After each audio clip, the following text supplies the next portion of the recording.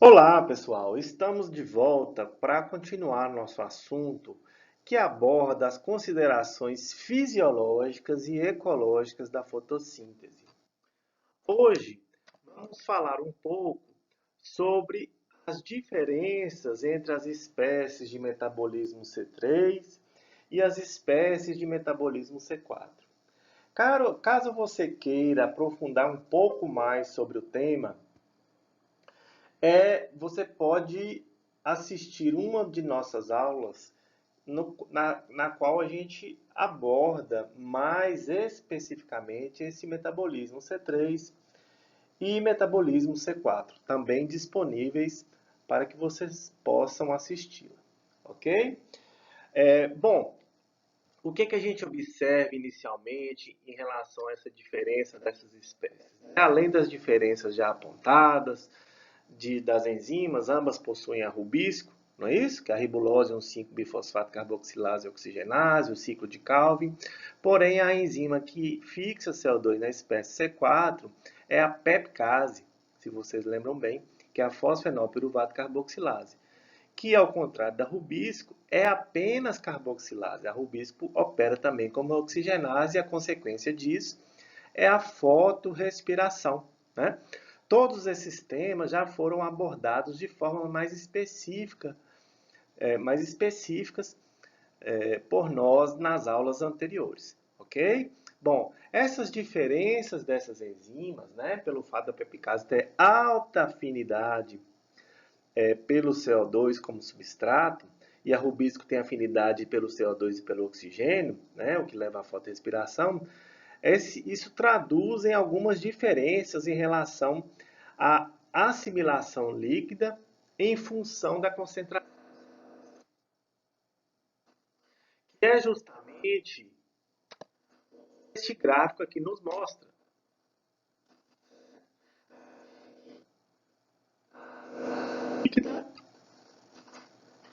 A concentração intercelular de CO2, não é isso? Então, a assimilação líquida em função da concentração intercelular de CO2, a concentração variando de 0 a 1000. O que a gente observa aqui nas plantas C4? Inicialmente, o ponto de compensação de CO2, então se a gente relembrar das aulas anteriores, o ponto de compensação de CO2 é aquela concentração de CO2 onde a fotossíntese é igual à respiração. Portanto, a fotossíntese líquida é igual a zero. A gente observa que o ponto de compensação de CO2 da espécie C4 é praticamente igual a zero. Por quê? Né? Se a gente observar aqui, ó, é praticamente igual a zero. Porque ela não fotorrespira, ou a fotorrespiração é muito baixa, bem próxima a zero, que traduz nesse valor baixo de ponto de compensação de CO2, ao contrário das espécies C3. Outra diferença, né, que a gente observa em relação a essas duas espécies de metabolismos diferentes é que rapidamente a espécie C4 satura, né, em valores relativamente baixos de concentração intercelular de CO2. Não é isso? A hipótese disso acontecer, na verdade não é uma hipótese, né? Isso acontece por conta da pepcase, que tem alta afinidade de CO2. E essa evolução de algumas espécies para o metabolismo C4, imagina-se ou se tem como hipótese que aconteceu há mais ou menos 20 milhões de anos atrás, e em épocas onde as concentrações de CO2 na atmosfera eram muito baixas, e especialmente em regiões mais quentes, né? E aí as espécies evoluíram para esse tipo de metabolismo, para diminuir problemas associados à fotorrespiração. Momentos, por exemplo, que a atmosfera tinha aí 200, 250 ppm de CO2 na atmosfera, tá? Bom, então o que a gente observa? Que a C4 rapidamente satura, né, em concentrações baixas de concentração, em valores baixos de concentração intercelular de CO2, não é isso? Aqui próximo a 200, né, um pouco menos de 200 ppm de CO2 de concentração intercelular, indicando que deste momento em diante, a fotossíntese dessas espécies passa a ser limitada pelas reações luminosas, né? Pela capacidade dessas reações luminosas gerarem poder redutor na forma lunar de pH e energia na forma de ATP, justamente por esse metabolismo. Já as espécies C3, né, o que a gente observa? Que o ponto de compensação do CO2 em valores mais altos de concentração intercelular de CO2, né? Valores estes que estão aí por volta de 50 a 100 ppm, e estes valores mais altos de ponto de compensação se justificam, né, pela ocorrência de fotorrespiração dessas espécies. Não é isso? Pela ocorrência de fotorrespiração dessas espécies. Muito bem. Outra coisa que a gente pode observar nesse gráfico é que o aumento da concentração intercelular de CO2, o aumento da assimilação líquida de CO2, uma faixa mais ampla, até chegar no ponto de saturação, onde a fotossíntese também passa a ser limitada pelas reações luminosas, certo? Algo importante a se destacar é que, em razão dessas características, né, de saturação mais baixa, as espécies C4 elas precisam de menos quantidade de rubisco do que as C3, certo? E aí elas utilizam menos nitrogênio que as espécies C3, certo? Menos nitrogênio que as espécies C3. Outro ponto importante que, pelo fato dessas plantas com baixas concentrações intercelulares de CO2 já saturarem a fase bioquímica da fotossíntese, né, em função da afinidade alta da peptase, elas conseguem manter seus estômatos parcialmente fechados. E qual é a consequência disso? Economia de água. Então, quando a gente fizer uma comparação, a gente vai perceber que as espécies C4 são mais eficientes do ponto de vista de uso de água, né? Que a gente chama de razão de transpiração, e pode também ser calculado pela eficiência do uso de água, em relação às espécies C3, porque mesmo o estômago estando parcialmente fechado, a saturação intercelular de CO2 chega a valores tal, né, que já ocorre a saturação. Perfeito? Muito bem. E aí a gente já pode inferir algumas coisas. Considerando que as previsões estejam corretas e que a concentração de CO2 na atmosfera atual vá aumentando de 1 a 3 ppm por ano, em média, né? Os valores aí estimados para o ano 2100 estão aí por volta de 500 a 750 ppm de CO2. Quais espécies se beneficiariam mais? As espécies C3 ou as espécies C4? Né? Fica essa pergunta, né? Do ponto de vista de concentração de CO2 de forma isolada, porque se isso de fato acontecer, outros efeitos também acontecerão, não é isso? Bom, e aí a gente tem um gráfico aqui que mostra a concentração de CO2 atmosférico em função da temperatura diária na estação de crescimento. O que a gente observa nesse gráfico? A gente tem a parte de cima, né, aqui da curva, indicando que para este lado as espécies C3 são favorecidas. E a parte de baixo da curva, indicando que para esse lado as espécies C4 são favorecidas. Então, o que a gente observa? Quanto maior a temperatura, maior é o favorecimento das espécies C4, não é isso?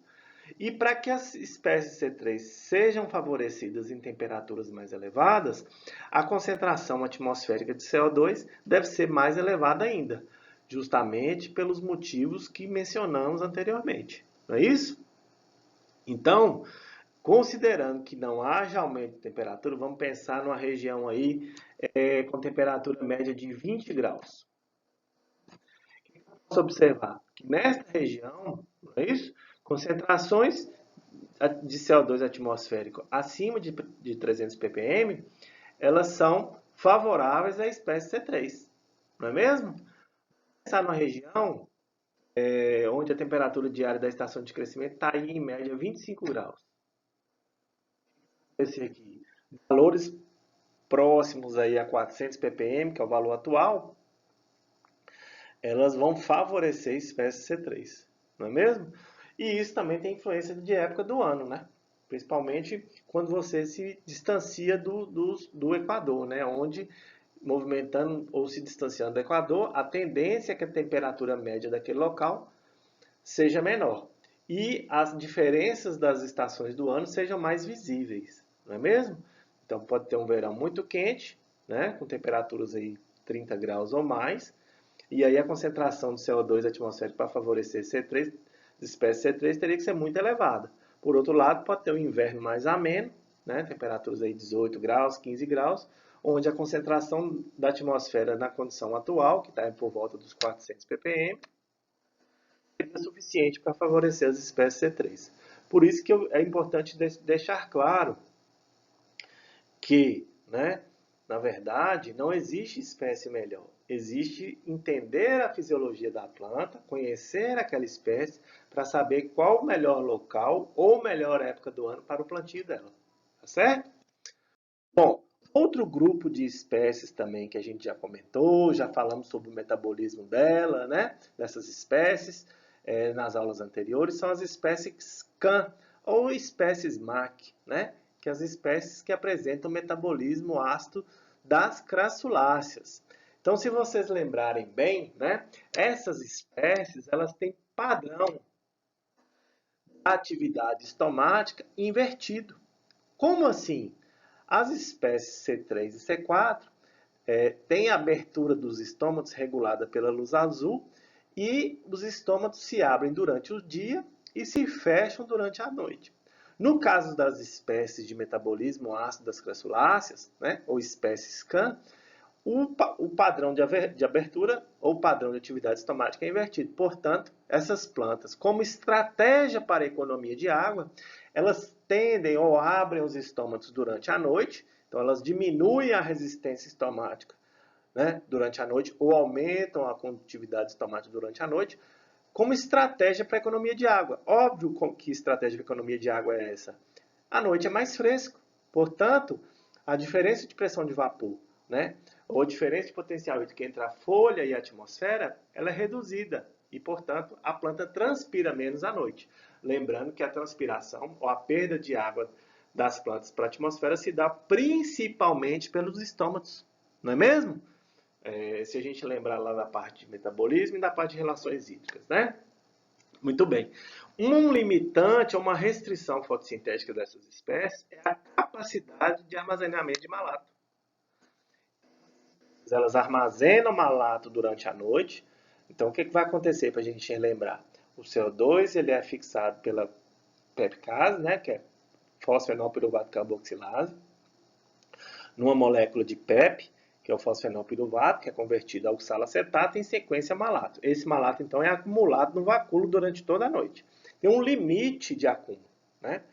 E aquele acúmulo é que vai ser usado durante o dia, vai sofrer descarboxilação para ser usado no ciclo de Calvin normalmente. Não é isso?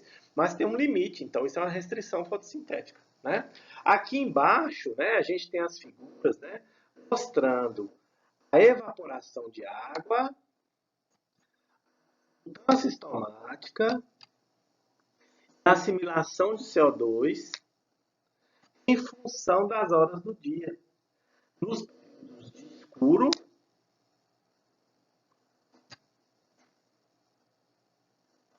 essas partes mais arroxeadas, e no período de claro,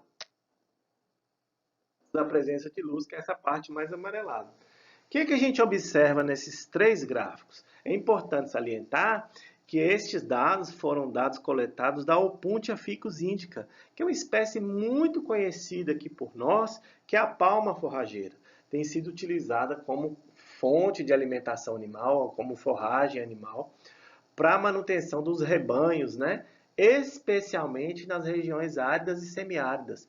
E aí no nosso Brasil aí, a gente tem um semiárido que corresponde a mais ou menos 11% do território brasileiro, onde parte da pecuária hoje é mantida por essa espécie, que se adapta muito bem à condição semiárida brasileira, não é mesmo? Por conta de diversas adaptações de metabolismo CAM, de anatomia e de morfologia da planta. Mas muito bem, o que acontece? O que a gente observa nesses gráficos? Em função dessa atividade estomática ser invertida, a assimilação de CO2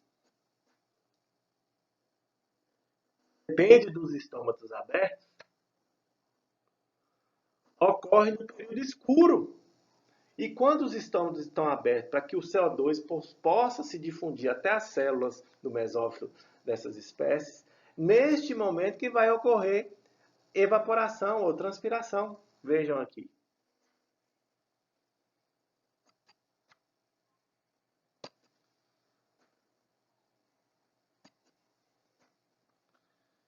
O que acontece no período luminoso, então? Né? Os estômatos se fecham. Esse fechamento estomático ele é regulado pela descarboxilação do malato, que aumenta a concentração interna de CO2 e manda um sinal para o estômago se fechar. E aí eles se fecham e esse CO2 que foi liberado pelo malato, né, em função da descarboxilação, é utilizado no ciclo de Calvin.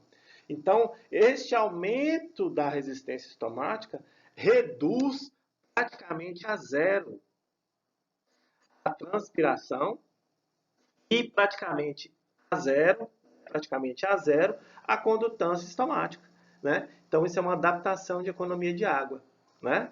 Então é uma adaptação fisiológica, né? Dessas espécies em condição de falta d'água, ok? Em casos extremos, né? Pensamos aí num local muito seco, né? Um deserto, tal, uma região que não chove há muito tempo, essas espécies conseguem sobreviver, inclusive com os estômatos fechados o tempo inteiro, para não haver perda de água nem no período noturno, e assimilando o CO2 proveniente da respiração, certo? É uma condição extrema de sobrevivência, perfeito? Uma condição extrema de sobrevivência. Esse momento é chamado de CAM, ou metabolismo ácido das crassulaces, ocioso, né? E acontece muito comumente nas espécies de regiões muito áridas do planeta, que às vezes chove lá 1, 2 dias no ano e para de chover novamente. Elas têm que se adaptar àquela condição, perfeito? A gente vê os dados, né, mostrando uma proposta feita por Osmond e que foi aprimorada aqui no caso específico para o abacaxizeiro, né, mostrando que o metabolismo das crassuláceas pode ter mais de uma fase, simplesmente no escuro e no claro, certo? Neste caso específico, foi um trabalho em condição controlada, não é mesmo?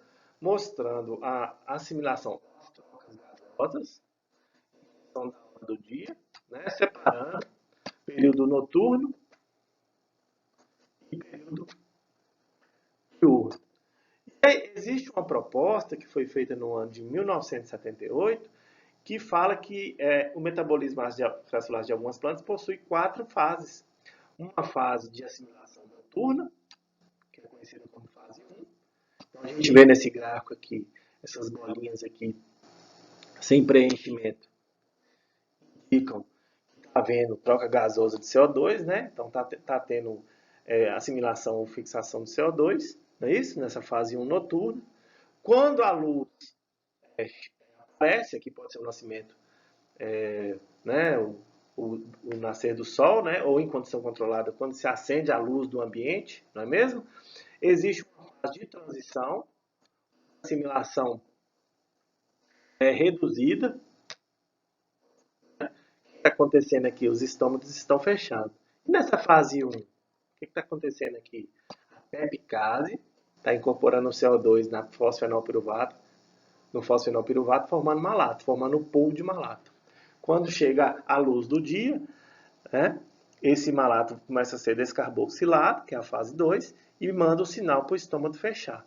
E aí a gente tem a fase 3 aqui, ó, onde a concentração interna de CO2 é tão elevada, a troca gasosa.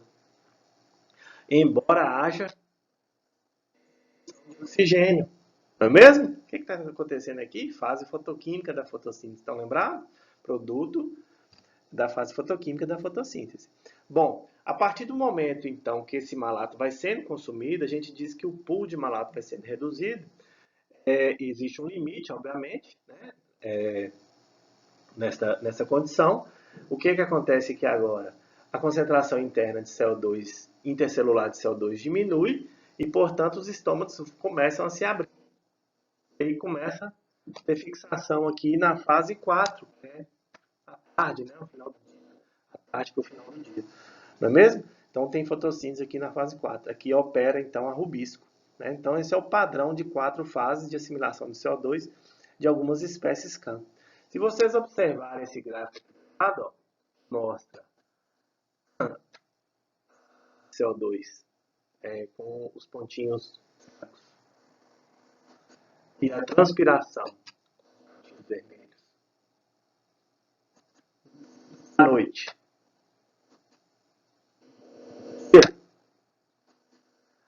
Percebe?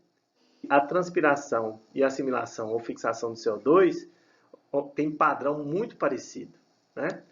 Aqui, ó, a transpiração é praticamente igual a zero, não é? Praticamente igual a zero, porque nesse momento os estômatos estão fechados. Estão fechados. Perfeito? Dá para entender aqui. E nesta outra figura, mostra que a capacidade de adaptação dessa espécie CAN, né? Dessa espécie que tem metabolismo das crassuláceas.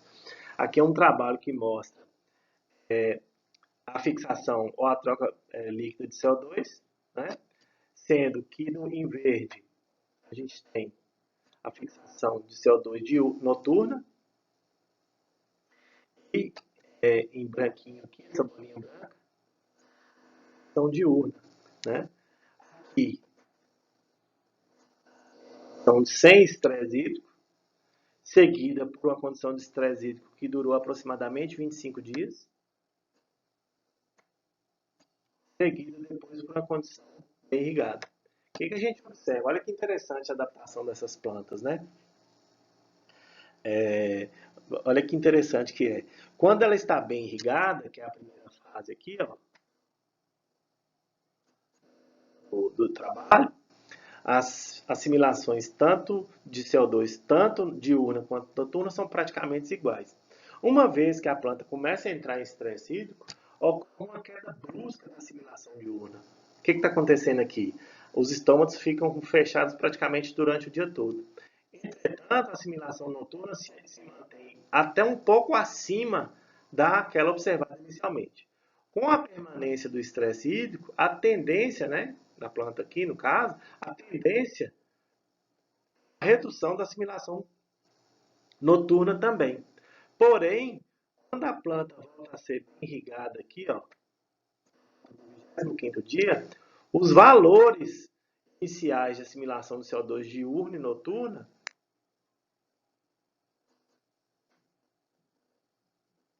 eles voltam a ficar bem parecidos aos valores iniciais, mostrando a capacidade de adaptação e de recuperação dessas plantas. Isso é muito interessante, especialmente para as condições de ambientes áridos e semiáridos. Mesmo no período chuvoso, passam por veranicos bem longos. Aqui a gente tem um gráfico que faz um resumão das diferenças entre as plantas C3, C4 e CAN. Então, se a gente puder juntar e fazer um resumo para poder comparar essas plantas, né? Este gráfico nos mostra esse resumo. Então, por exemplo, como anatomia foliar, né? A gente tem que as plantas C3 tem células do parênquima palissádico e lacunoso com cloroplastos com grana, né? Já as plantas C4, lembra lá da anatomia crans, né? Com células do mesófilo com cloroplasto com grana e células da bainha do feixe vascular com cloroplastos e sem grana. Já as plantas CAN têm células palissádicas, vacúolos muito grandes nas células do mesófilo. Quais são as enzimas de carboxilação? Das plantas C3, que é o ciclo de Calvin. Então, a enzima que vai realizar a carboxilação, a primeira carboxilação é a rubisco, não é mesmo?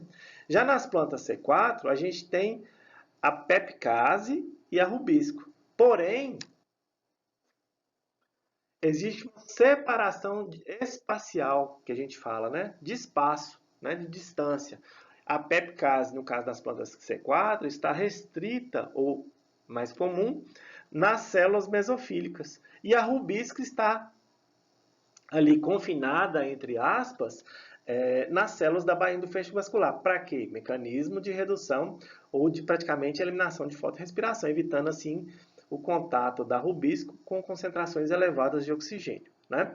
Já nas plantas CAN, as enzimas de carboxilação são as mesmas das plantas C4, porém existe uma separação temporal. O que significa isso, separação temporal? Que estas duas enzimas operam ou funcionam ou são ativadas em momentos distintos. No caso das plantas CAN, a pepcase ela funciona ou é ativada no escuro, à noite, né? Na natureza à noite. E a rubisco durante o dia, como já sabemos. Né? Então existe uma separação temporal, certo? Quanto ao requerimento energético? Né? Para cada um CO2 fixado, nas plantas C3 são gastos 3 ATP. Cada um CO2 fixado nas plantas C4 são gastos 5 ATPs e 2 NADPH. Vejam que tem um custo energético maior. Por isso que não existe, novamente, eu volto a falar, não existe a melhor planta. Existe a melhor planta para aquela condição, para aquele ambiente ou para aquela época do ano. Vejam que a planta C4 não tem fotorrespiração, por outro lado, ela tem um custo energético para fixar CO2 mais elevado. Né? E as plantas CAN, este requerimento energético é de 1, alguns autores colocam uma faixa de 5,5 a 6,5 ATP e 2 NADPH para cada um CO2 fixado, como eu já disse. Em termos de transpiração, é um valor bem interessante que a gente chama de razão de transpiração, que é quantas gramas de água são perdidos para que 1 grama de matéria seca seja fixado. Percebam que as plantas C3 precisam de 450 a 950 gramas de água para cada grama de matéria seca fixada. Interessante. Perde até 1 quilo de água, quase, né? 1 quilo de água, né? 1000 ml, né? De água, desculpa. 1 litro de água, não 1 quilo. 1 litro de água para cada 1 grama de matéria seca. Já as plantas C4, pelos motivos que já expomos anteriormente, elas perdem de 250 a 350 gramas de água para cada grama de matéria seca. E as plantas CAN, de 50 a 55 gramas de água para cada grama de matéria seca. Vejam que elas são muito mais eficientes do ponto de vista de economia de água. Né? A razão clorofila A e B, 2,8 na C3, 3,9 mais elevada por C4, e de 2,5 a 3 nas CAN. Perfeito? Sódio, nutriente essencial, não é requerido como nutriente essencial na C3, em alguns casos relato como elemento benéfico, mas é preciso ter cuidado nas quantidades. Em algumas plantas C4, é requerido como elemento essencial na regeneração, na fase lá de regeneração do fosfenolpiruvato. E nas plantas CAN, tem alguns relatos que indicam que para algumas espécies ele é requerido como essencial e para outras não. Estudos sobre essas plantas nesse sentido também são importantes. O ponto de a gente comentou 30 a 70 na C3, então a concentração de compensação, né, de CO2. Nas plantas C4 bem próximo a zero, nas CAN também no escuro bem próximo a zero. Inibição de fotossíntese na presença de O2. Nas plantas C3 tem inibição, nas plantas C4 não, e nas plantas CAN também costuma ter inibição. Quanto à fotorrespiração, já sabemos, plantas C3 apresentam fotorrespiração. A C4 não detectar valores quase igual a zero, são nulos, né? Muito baixos. E as CAN é um pouco mais baixo do que as plantas C3. Qual a temperatura ótima para a fotossíntese? Né? Então, isso aqui diz muito sobre o ambiente. Para as plantas C3, o ótimo varia entre 15 e 25, que é o ideal térmico fotossintético. Para as plantas C4, esse ótimo está entre 30 e 40 graus Celsius. E para as plantas CAN, por volta de 35. E a produção de matéria seca, né? Toneladas por hectare por ano. Isso aqui eu vou mostrar no próximo slide uma discussão muito interessante sobre isso aqui. E que a gente, por muitas vezes, observa no campo. Tá? As plantas C3 são estimadas por volta de 22 toneladas, né, por hectare ano. As plantas C4, 39, e aqui a referência é difícil de detectar. Tem um trabalho que foi publicado há muito tempo, que eu vou mostrar no próximo slide, que vai nos mostrar que, em alguns casos, algumas plantas CAM conseguem fixar ou assimilar matéria seca em toneladas por hectare bem próximas a C4 e acima de C3, ou bem próximas a C3 e C4. E está associado ao fato delas apresentarem as 4 fases lá de fixação de CO2, então elas fixam praticamente durante o dia todo, que embora e apesar de terem taxas fotossintéticas mais baixas, o tempo de fixação diária é mais longo, o que compensa. E em condição irrigada, por exemplo, a gente tem diversos relatos de agave, né, a agave tequilana, do sisal, né, de palma forrageira, de abacaxi, produzirem valores muito elevados de matéria seca por hectare ano. Quanto à redistribuição de fontes assimilados, C3 essa redistribuição é lenta, na C4 ela é mais rápida e nas é uma redistribuição, né, vai depender da espécie. Este aqui é o trabalho que eu comentei com vocês, né, sobre por que algumas plantas CAN, né, apresentam produtividades em matéria seca de valores tão altos comparado com plantas C4 e CAN. Né? Justamente aqui a gente tem alguns dados que mostram as espécies, o local, a produtividade em tonelada por hectare de plantas C3 e C4. Certo? Aqui são os valores. Um trabalho do Nobel. Né? Esse trabalho foi publicado, se não me engano, em 1991. É isso mesmo, 1991. Aqui de plantas também com base em matéria seca. Né? Ambos são com base em matéria seca. Vejam a produtividade com base em matéria seca para essas espécies, obviamente em condições ótimas, chega em alguns casos até ultrapassar aqueles valores observados para a planta C3 e C4.